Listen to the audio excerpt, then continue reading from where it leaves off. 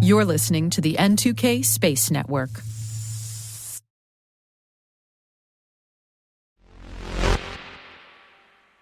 The Q1 2023 Space Investment Quarterly Report is out from Space Capital. It's got an overview of trends in the space economy with the lens of venture capital funding. But between higher interest rates and challenging economic circumstances overall, things are a bit rough out there. As in, VC investments in space are down 50% year over year, kind of rough. T-minus 20 seconds to LOS T-Dress. Go for deploy. Today is April 21st, 2023. I'm Maria Varmazis, and this is T-minus.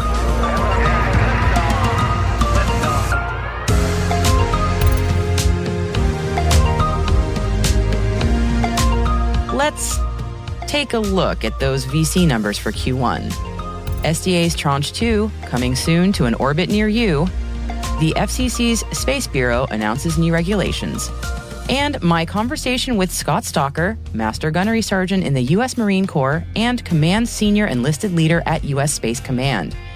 He shares how the Combatant Command is adapting to new challenges in the digital era of space operations, new operational concepts, and building the force to deter aggression. You definitely do not want to miss it, so stay with us.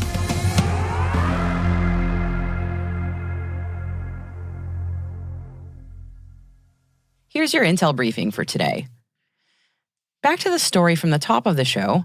The Q1 2023 numbers for VC funding in space startups are out from the folks at Space Capital.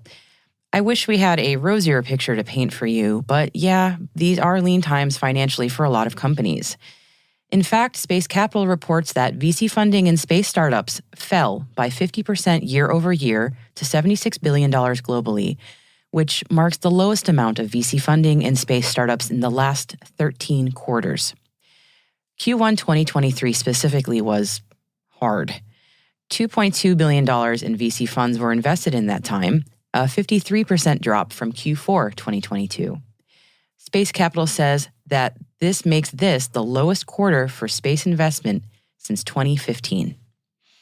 If we zoom out for a wider 10-year view, since 2014, the space economy has seen $272.2 billion of equity invested into 1,746 companies. And I should note that I interviewed Space Capital founder and managing partner Chad Anderson in the Tuesday, April 18th show. We talked about macro trends and opportunities looking forward, so definitely go have a listen to that show if you haven't heard it yet. And sticking with investment news for a moment, just a few more notes to share here. Mobile satellite communications company Iridium says their Q1 2023 financials are out. The company reports a $9.8 million net income and a $111.9 million EBITDA, which is up 9% year over year.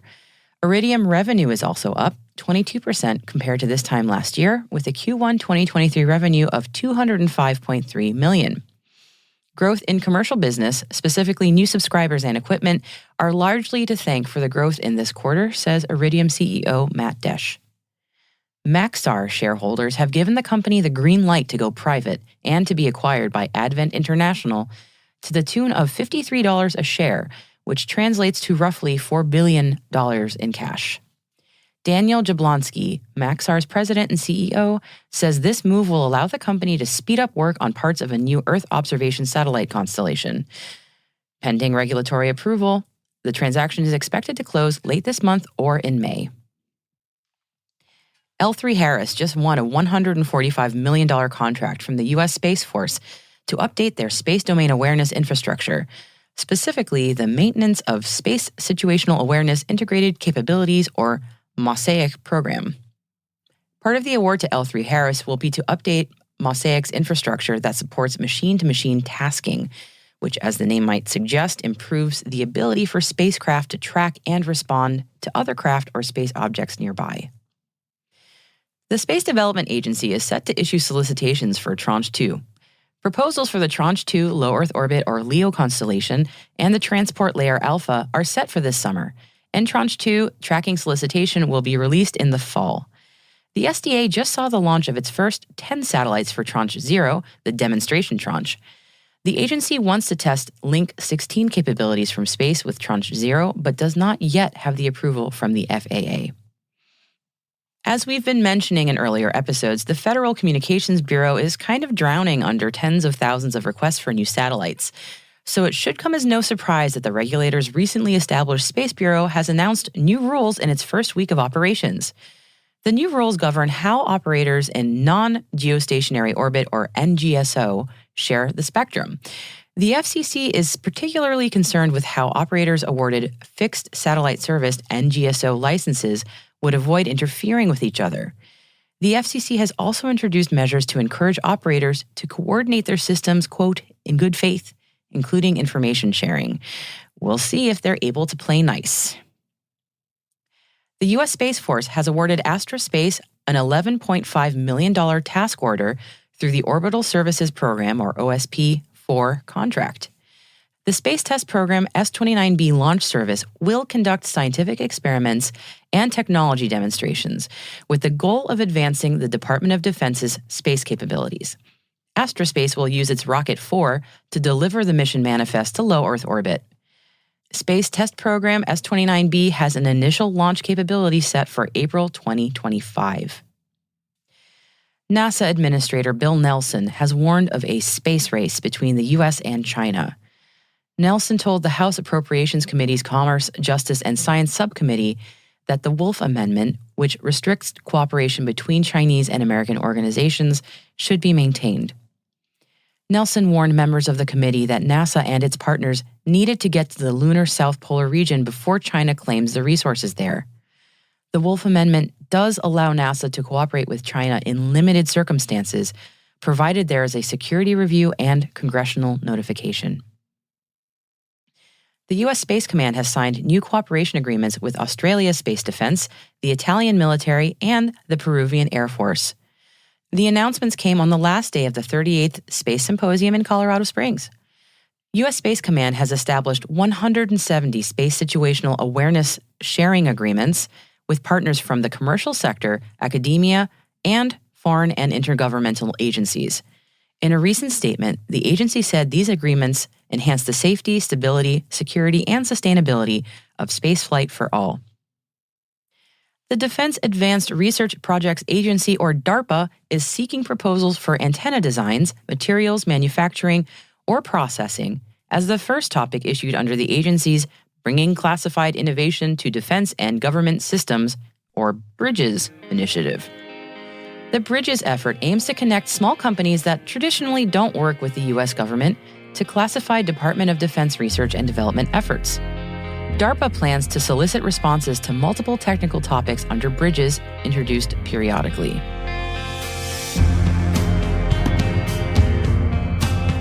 And that's our briefing for today. Stick around for my conversation with Master Gunnery Sergeant Scott Stalker about how U.S. Space Command is adapting to the new challenges ahead in this digital era of space operations.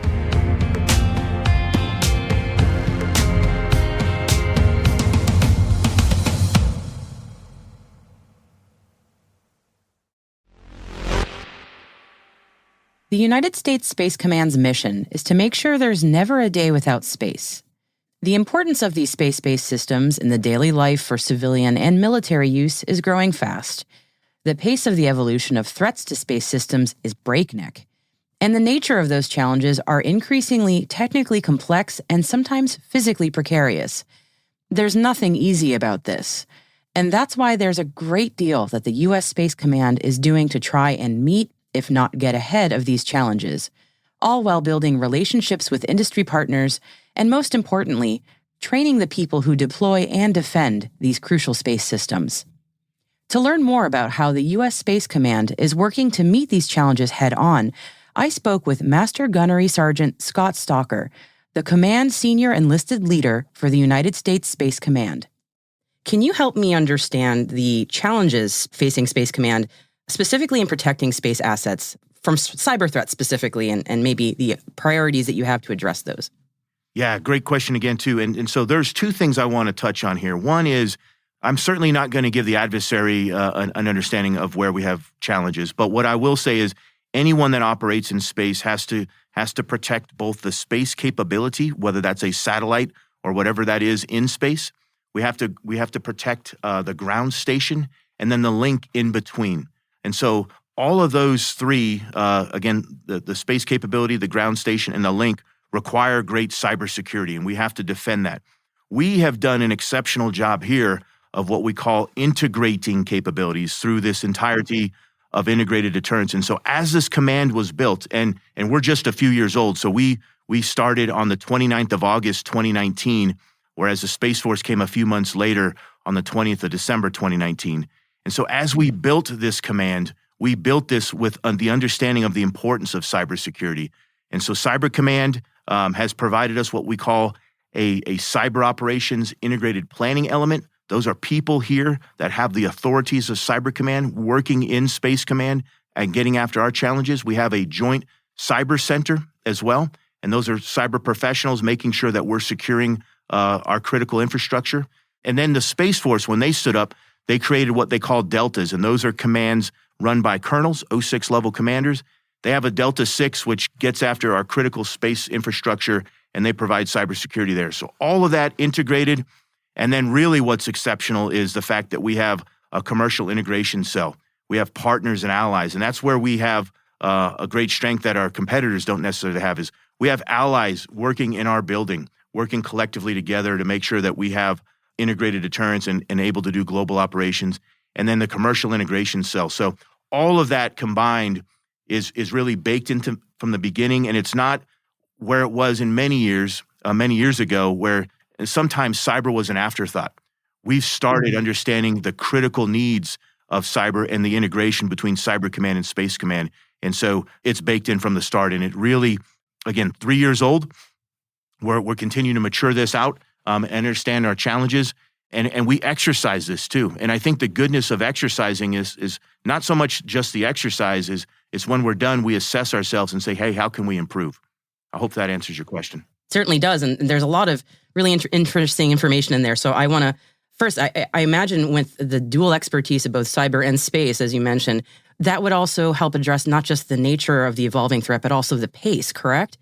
Absolutely. And so that gets to why we do these exercises. That's why I focus a lot on the development of our people, because we have to understand we've got to be ready. And the beautiful thing of this command is we're hyper-focused on our warfighting readiness, making sure that if the President or the Secretary of Defense calls on us or the Joint Force, we can provide those capabilities at a moment's notice. We hope that doesn't happen. We certainly want to deter aggression and make sure that there isn't a conflict. But because of the pace of both cyber and space, we don't have time to take time off and get ready. We have to be ready. Speaking of personnel development, I know that this is an area that's particularly close to your heart. So can you walk me through how the Space Command is evolving its approach to training, especially perhaps in regards to enlisted troops? Absolutely. We are focused as a command on deterrent aggression, on defeating our enemies, on delivering capabilities to the Joint Force, and defending this nation. And I call those our 4Ds. Those 4Ds are quintessential. Those are requirements that we've got to do every single day. But in order to do those 4Ds, we've got to do what I call the 5th D, and that is development. And development has to be by design. It can't be, a check in the box, an annual 1-hour presentation. And so by design, from the get-go, when I got here, I really set out on a mission to make sure that we are talking at the Army Sergeant Major's Academy. We are talking at the Marine Corps University, Air University, the Joint Special Operation University, all of those critical professional military education universities that develop the Joint Force. They fully understand the threat. And the reason they've got to understand a threat is that's context, right? So Simon Sinek says start with why. That gives them their why. That they understand why they do what they do. We saw in 2014 when Russia illegally annexed Crimea. We saw on the 15th of November when Russia shot down one of their own satellite using their own missile and shot down one of their own satellites, left thousands of pieces of debris up there. We saw on the 24th of February, just a few months later in 2022, when they illegally invaded Ukraine and continued to execute their war of choice. We saw all of that happen. And so making sure my folks, the people here and it's not just enlisted, but it's one of my focus areas. Fully understand that the threat is real, that we have adversaries, both China and Russia, that have conducted destructive tests in space and left thousands of pieces of debris up there. This is real. And the other piece of this too, and I want to emphasize this, Maria, is space is not new. And what I mean by that is space has been providing capabilities to combat operations since Vietnam, where we actually had satellites providing SATCOM and not SATCOM, so to speak, but communications and making sure that we understood the weather.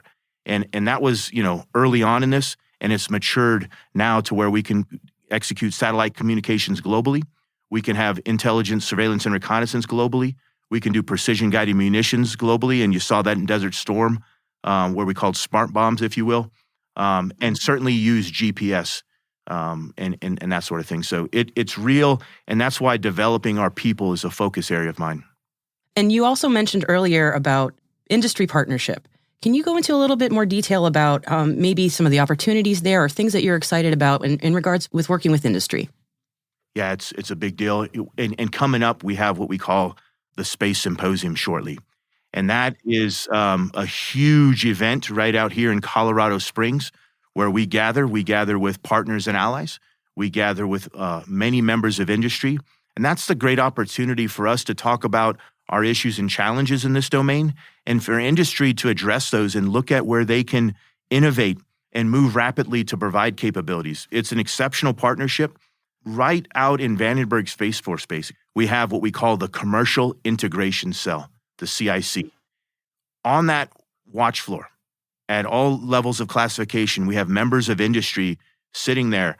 And the importance of that is, one, they understand not just the challenges and the threat today, but what the future looks like. And then maybe even more important for us is their ability to innovate and provide capabilities for us. And we've seen the importance of this. You've seen a couple commercial companies, without calling out specific names, as Russia invaded Ukraine, we saw that they were able to provide capabilities to the Ukraine people to make sure they continue to communicate.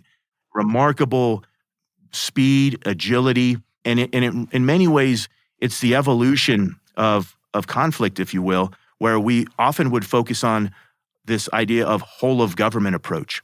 And in space, at least, it's expanded past that. It's more of a whole of society approach where we have certainly the government, but we have partners and allies that are outside of the government. We have industry, we have academia, all collectively working together to make sure that we can ensure that there's never a day without space, so that when you want to use your cell phone, when you want to watch the game on TV, when you want to make an ATM transaction, or when you need to navigate or fly in an airplane, all of those capabilities that we take for granted will continue to work. And that is because of the great people that we have in the Commercial Integration Cell and our relationships with them, which are critical.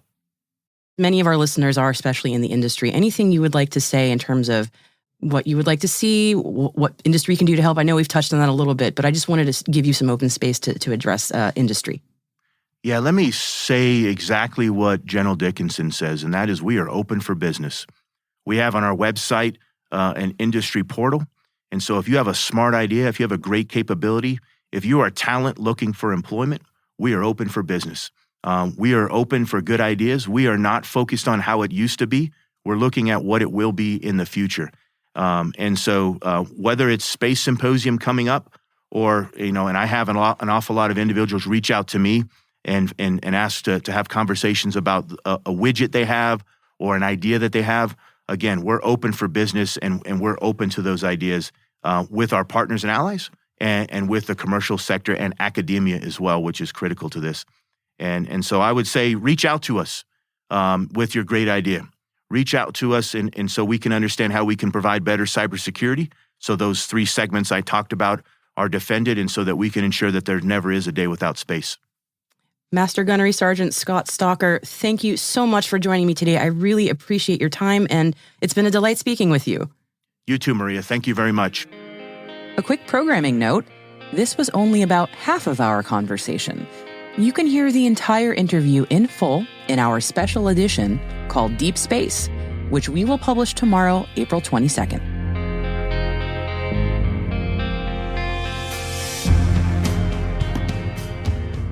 And we'll be right back.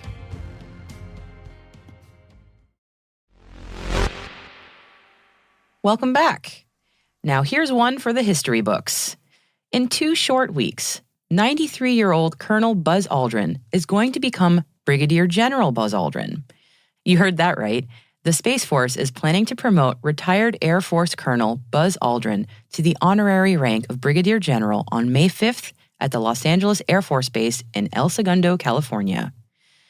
A New Jersey native and West Point grad, Buzz flew the F-86 Sabre in 66 combat missions, shot down 2 MiG-15s during the Korean War, got a doctorate in astronautics from MIT, was selected as one of the 14 members of NASA's Astronaut Group 3, performed the first successful spacewalk, took the first selfie in space, and, with Neil Armstrong, made the world's historic first moonwalk.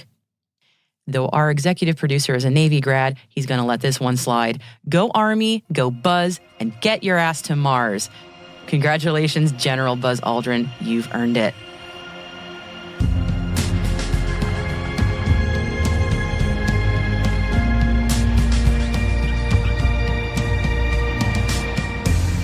And that's it for T- for April 21st, 2023. For additional links and resources from today's report, check out our show notes at space.n2k.com. You know, we'd love to know what you think of this podcast. You can write us an email at space@n2k.com or submit the survey in the show notes. Your feedback ensures that we deliver the information that keeps you a step ahead in the rapidly changing space industry. We're privileged that N2K and podcasts like T- are part of the daily routine of many of the most influential leaders and operators in the public and private sector, from the Fortune 500 to many of the world's preeminent intelligence and law enforcement agencies. N2K Strategic Workforce Intelligence optimizes the value of your biggest investment, your people. We make you smarter about your team while making your team smarter. Learn more at n2k.com. This episode was produced by Alice Carruth, mixing by Elliot Peltzman and Trey Hester, with original music and sound design by Elliot Peltzman. Our executive producer is Brandon Karpf, and I'm Maria Varmazes. Thanks for listening, and see you Monday.